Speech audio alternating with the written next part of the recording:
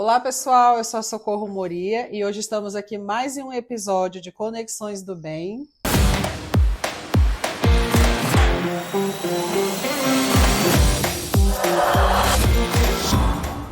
E hoje nós vamos conversar com a Carla Benner, uma das grandes arquitetas de Curitiba, maravilhosa.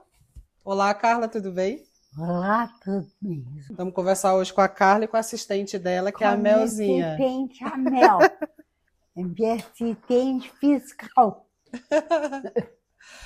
Ô, Carla, queria saber um pouquinho da tua história, que você contasse um pouquinho da sua história para nós. Você foi uma grande arquiteta aqui em Curitiba, só que há mais de 20 anos você descobriu que tinha uma doença degenerativa, né? E o que isso afetou no decorrer desse tempo? Como que foi? Bom, Mudou teu trabalho, alguma coisa ou não? eu vim para cá, eu sou gaúcha, do interior do Rio Grande do Sul. Casei com o curitibano, vim morar aqui. Moro aqui há 44 anos, tá? Então já sou bicho Já é visto para já sou bicho do Paraná. Admiro muito esse estado e comecei aqui um lugar para trabalhar, para se estudar, para crescer mesmo. E sou formada desde o ano de 81 em arquitetura lá no Rio Grande. Bom, vim para cá e comecei aos pouquinhos a arquitetura. E quando realmente apareci, foi quando eu entrei na Casa Cor. Foi feita a primeira Casa Cor aqui. E eu participei da primeira Casa Cor. Desde ali eu comecei a crescer e comecei a fazer relacionamento com as pessoas em geral, porque não conhecia ninguém.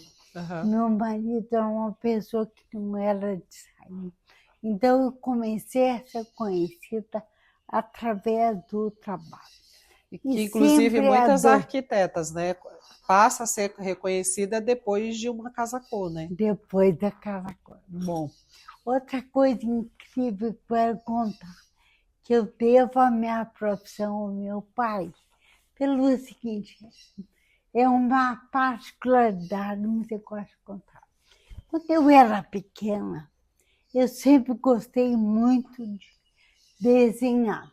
Então, quando eu estava no segundo ano primário, tinha 7 anos, o pai me disse assim, eu acho que tu devia ser arquiteta, porque tu gosta de desenhar. O dia que tu casar e tiver filhos, tu pode trabalhar em casa.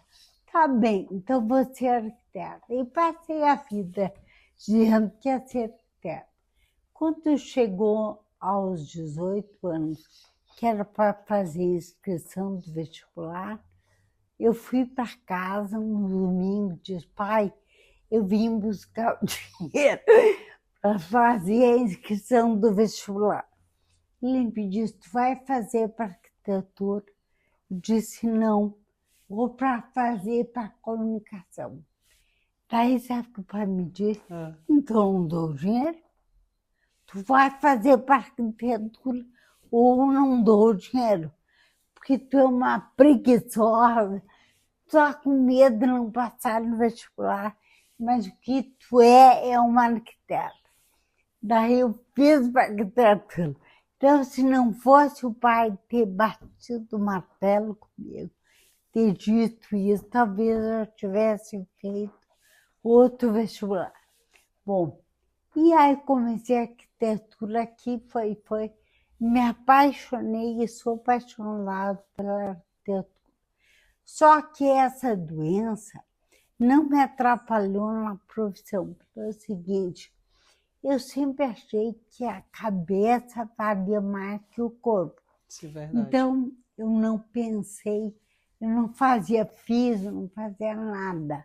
Porque eu pensava assim, eu tenho cabeça, o que importa é isso. Só que chegou o tempo que eu vi que eu precisava ver um terreno, porque é ele que me inspira o jeito que eu vou fazer a casa. Eu comecei um apartamento em qualquer lugar. O lugar me diz como vai ser. O entorno, o sol, tudo me diz. Daí vi que eu comecei a precisar do corpo. E aos 40 anos. Você descobriu com quantos anos? 40. 40 anos. 40. Eu descobri que eu tinha dado doença. Mas nunca liguei. Eu não liguei até 5 anos atrás. Eu não liguei para doença.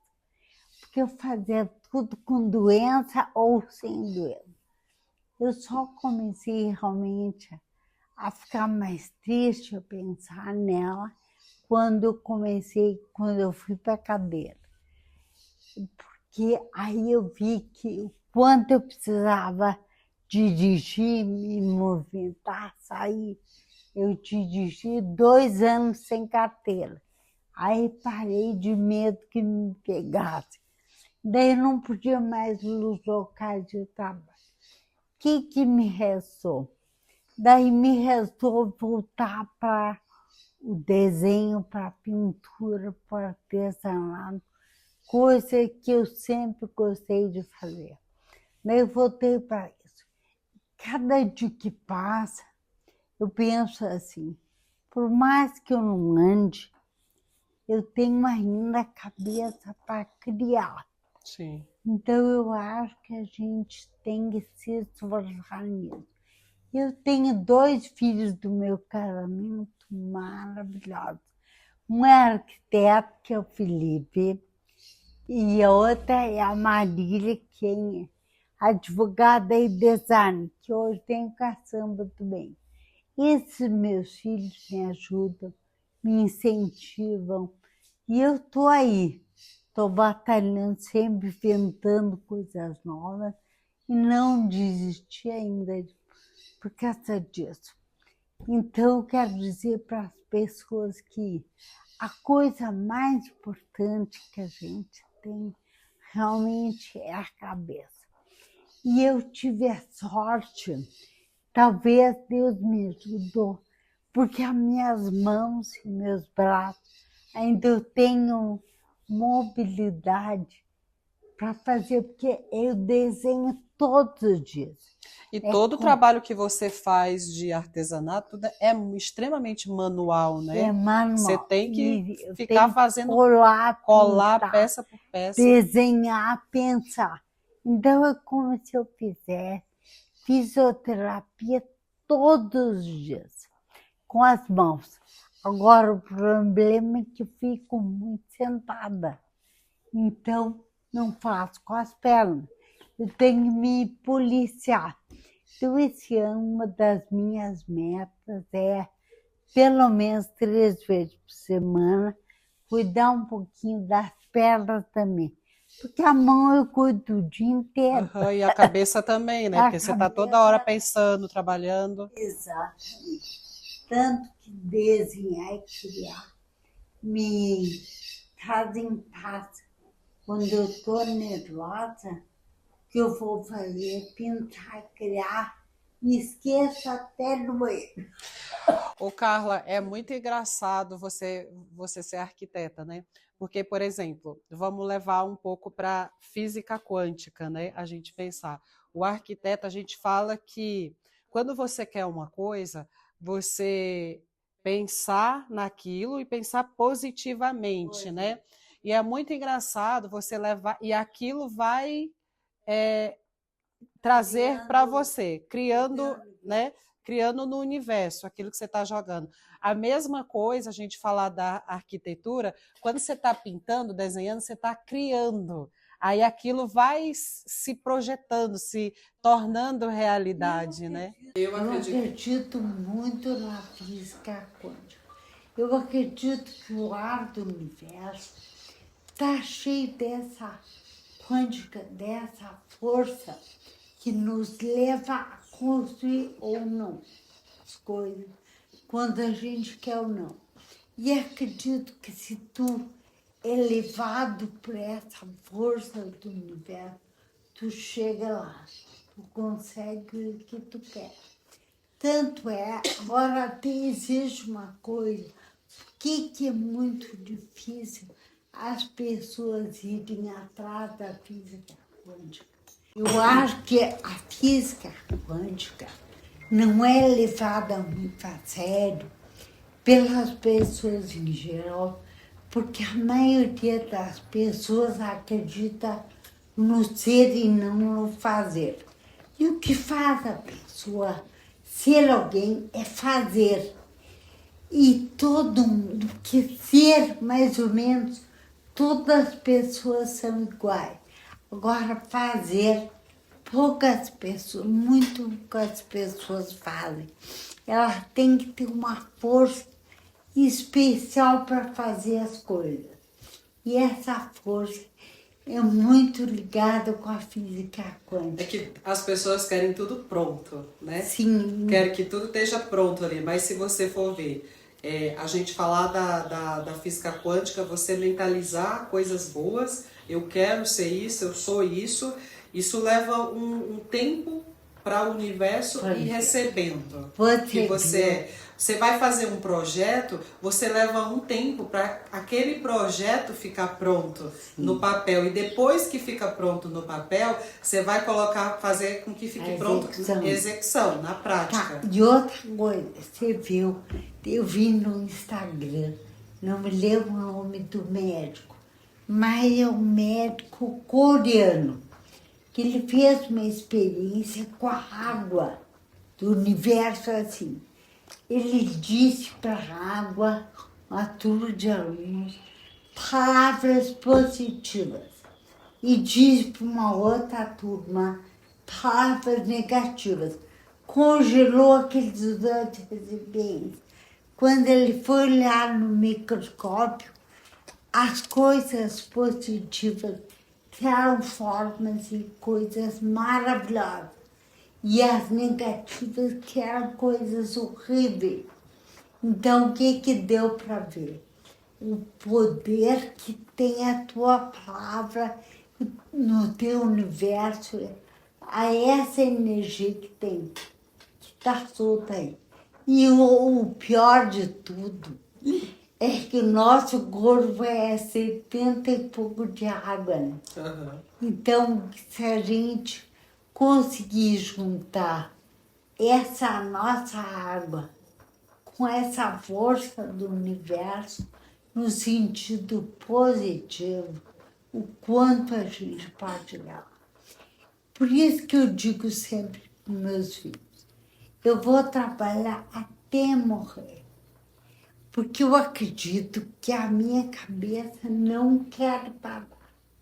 Pode o meu corpo até parar, mas a minha cabeça não vai parar. E graças a Deus, essa doença não afeta a minha cabeça. E nem as suas mãos. Nem minhas mãos. Pode ser que um dia afete as mãos, mais tarde. Mas eu acredito que continuar. Sabe aquele filme do cientista Steve Hopkins, né? Que ele foi dado, ele quer morrer aos 22 anos, que ele só tinha 2 anos de vida. E ele viveu até os 80 e poucos. Por quê? Porque a cabeça dele quis viver. Ele quis continuar descobrindo e fazendo, porque ele quis. Então ele juntou a força dele com a do universo e ele conseguiu chegar. É porque tudo está aqui, né?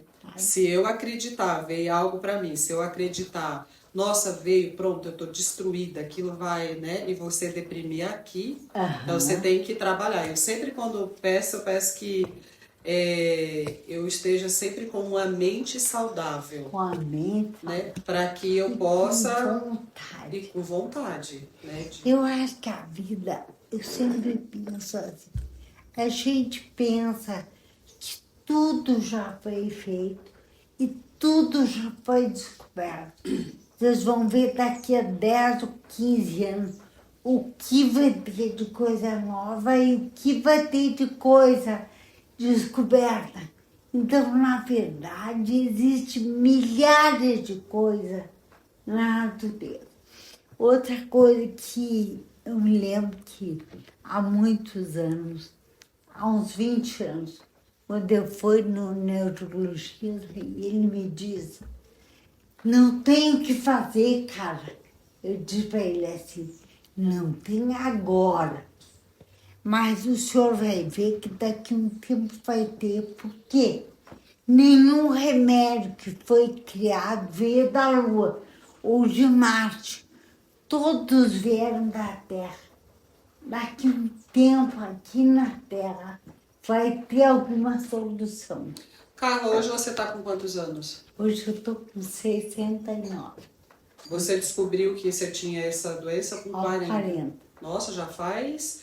E eles falaram que quando você descobriu que daí começou a fazer tratamento e tudo, te deram alguma limitação de algum tanto tempo ou não? Não me deram nenhuma limitação. Até porque você não aceitava, né? Não, eu aceitei, como eu disse, calma. Porque eu pensei assim, com paciência, eu tenho cabeça, é isso que importa. É isso que vai me levar adiante. Então, eu nunca fiquei nervosa por causa da doença. Outra coisa, eu tinha 2 cachorrinhos maravilhosos, que eu chegava em casa e eles estavam me esperando, naquela alegria, eu nunca pensava na doença. Isso é importante. Eu só pensava nos bichinhos, o que tinha que fazer, eu não pensava na doença. Você tinha o teu trabalho que você, desde jovem, você sempre quis ser arquiteta, gostava de desenhar e tudo, então você ama fazer isso, ama os bichos, a tua família. Eu acho que tudo isso é algo que te eleva, né? E você não ficar pensando, ou ficar pensando em depressão, ou você ficar pensando naquela doença que você tem. Isso já é um movimento diferente. Tem 2 frases que eu admiti para mim mesma durante esse tempo. Uma é assim, nunca aceite o primeiro não. Por quê? Por que eu não aceitei dos médicos o não?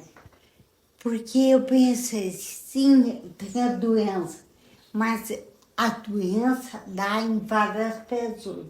E eu sou uma dessas várias. Então, em mim, pode ser que seja um pouco diferente. Isso eu botei na minha cabeça. E a segunda agora foi assim. Eu fiz uma reforma na casa e eu tinha a cozinha restou um pilar. E eu não podia tirar o pilar, eu deixei o pilar. E foi daí que eu tomei essa frase como lema. Qual é a opção menos ruim? Porque eu vi que nessa vida nada é perfeito. Então eu tenho que escolher, dentre várias coisas, qual é a menos ruim. Isso me acalma, porque eu vejo que nada é perfeito. Então, por exemplo, quando eu tive que deixar o pilar, eu pensei, o que é menos ruim? Eu ter a cozinha com o pilar no meio, ou eu ter a mesa redonda que eu queria com o pilar. Daí eu tive a mesa redonda. Na doença mesmo, na casa, meus filhos queriam que eu saísse dessa casa. Daí eu disse para eles, mas escuta aqui, para mim o menos ruim é sair da casa. Porque a casa, onde eu tenho verde, onde eu tenho natureza, que eu amo, onde eu tenho espaço, para ficar trancada num apartamento. Só porque eu posso chamar o porteiro a hora que eu quiser, não. A menos ruim é ficar na casa. Então foram 2 que eu uso para 2 frases que eu uso na minha vida para tudo. Tu pode aplicar em tudo. Não aceite o primeiro não. Carla, e falando um pouquinho da casa, que é o que você acabou de falar, porque quando a gente pensa em casa, é que a casa dá muito trabalho, dá muita mão de obra. E aí você, como uma pessoa que também não ia ficar podendo cuidar muito de jardim, dessas coisas nada, você acabou de que eu até falei que eu tenho vontade de morar numa casa. A gente fica pensando nessa coisa do que fazer. E você que projetou toda a sua casa, né? Sim. Aí você falou uma coisa muito interessante agora, que você projetou um jardim que não precisava de manutenção, que não dá formiga. Isso é muito interessante, Carla. Isso é. E outra coisa que eu quero dizer para você. Existe um engano, porque eu faço a casa para as pessoas serem felizes e não para lhes ver, como se diz. Dentre essa felicidade, com a minha doença, eu notei assim, quanto mais velho, menos se sai de casa. Quanto mais velho se é, a casa é mais importante. Eu tenho tantas coisas para falar do que eu descobri sobre a casa e o ser humano. Bom, eu estava falando do equívoco que exige os velhos. Os velhos pegam uma peça de um apartamento, levam a televisão para lá e fazem ali o quartinho da TV. E se trancam o dia inteiro ali, o que é totalmente errado. Então, o velho, como ele não sai, como ele não viaja, ele precisa ver a grama, ver o jardim. Tem portas que dão para a rua. E o moço está sempre almoçando, jantando, viajando.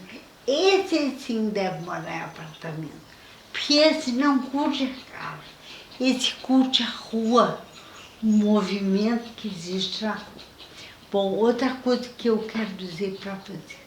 A casa é o lugar que mais tu te identifica. Por quê? Porque tu é mente e corpo, vamos supor, né? A tua alma e corpo. A tua alma só se manifesta se tu tem mente. Por isso que as pessoas com Alzheimer, que não pensam mais, não conseguem transmitir a alma delas. A alma acabou porque não tem mente mais. E o corpo só se realiza quando ele tem uma casa. Desde que o homem foi criado, existem as cavernas. Que o homem precisa de abrigo, proteção, lugar onde comer, lugar onde dormir. Então o corpo é possível numa casa. Então a casa, muitas pessoas acham que o carro é importante. Não, é a casa que diz sobre ti. Porque se a tua casa tem que ter história, tem que ter a tua vida, tem que ter a tua alma, o teu jeito de ser. E eu acho muito importante quando a gente vai fazer um apartamento, uma casa, conversar com as pessoas sobre isso, porque a casa é para elas. Não é bonita para uma revista ou para uma loja. E, Carla, vou te contar uma coisa. Um dos melhores cursos de autoconhecimento que eu já fiz foi o curso de decoração. Você acredita que foi o que mais eu aprendi? Porque antes eu sempre tinha aquela coisa, você entra na casa do outro, aí você fala, nossa, que casa feia, que casa brega, né? Você sempre fala uma coisa porque não está no seu gosto. E aí quando né, a gente no curso de decoração e tudo, que você vai aprender que é você conversar com o cliente, você perguntar, que com certeza você aprendeu muito nesse decorrer dos anos, né? Sim. Você como arquiteta. A gente entender que a casa do outro, por exemplo, a tua casa, ela tem a tua cara, a tua identidade, né? Você não fez para mim que sou visita, você fez para você. Então, assim, ela tem que estar aconchegante, ela que seja brega aos meus olhos ou não, ela foi feita para você. Não foi feita para mim, né? Então, assim, e eu tirei essa coisa de chegar tanto na moda, que é algo que eu gosto, quanto na decoração, mas principalmente na decoração, tipo, a outra pessoa não fez a casa dela para mim. E quando eu vou fazer uma casa, eu tenho que perguntar para você o que você gosta que seja colocado ali, qual o teu gosto, qual o cheiro que tu gosta de sentir, o tipo de música e tudo. Para tudo isso, você trazer que é o... Você trazer a tua história. A história para casa. Teu jeito de ser. Então foi um dos melhores cursos que eu fiz, que eu aprendi, foi na decoração. Legal. Aprender isso. Eu acho que a gente aprende. E eu acho que também a arquitetura tem muito de psicologia. Tu tem que chegar a fundo naquilo. Mais vale o que te transmitem para tu bolar o que é para a pessoa. Por exemplo, essa casa aqui. Então, quando eu fiz a casa, é por isso que eu digo que a gente precisa do corpo. O que me disse como ia ser a casa? O terreno. Eu vi que tinha uma vista de verde maravilhosa, que atrás eu tinha um murão. E era o parque. Então eu larguei a casa para fundo. Isso Você fez... que construiu essa casa? Sim. Ah, que bom.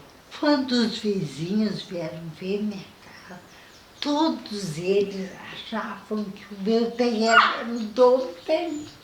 E era igual deles. É que todos eles construíram nos 5 metros de recuo. Daí sobrou muito pouca frente. Eu fiz o contrário, eu joguei livre à frente da casa. Uhum. E me fala quando você idealizou o teu jardim. Porque sempre quando eu venho, o jardim continua sendo do mesmo jeito. As plantas tudo verde, tudo bonita. E você não tem pessoas cuidando do teu jardim toda semana, todo dia? Não. Meu jardim foi pensado assim, em uma coisa mais perene, que eu não precisasse anti-jardineiro e anti-formiga. Então eu usei essas duas frases quando eu fui na floricultura. Qual é a planta que eu posso usar que eu não preciso molhar todo dia? Então ela me explicou que eram todas as plantas que guardavam água na folha. Então daí eu tive uma variedade de coisas. Depois eu pensei, o que é anti-formiga? A mesma planta que retém água não vai formiga. E aquelas pimenta que nem estrela, não vai formiga. Agora, a grama preta não vai formiga. Outra faz. Então, o que eu pensei em fazer? Eu posso fazer um jardim com tons de verde diferentes. Necessariamente não precisa de flores. Uhum. Tá? E agora eu criei uma coisa nova, daqui uns tempos vocês vão ver. O meu jardim, ele tem muita trepadeira, tanto aqui quanto atrás.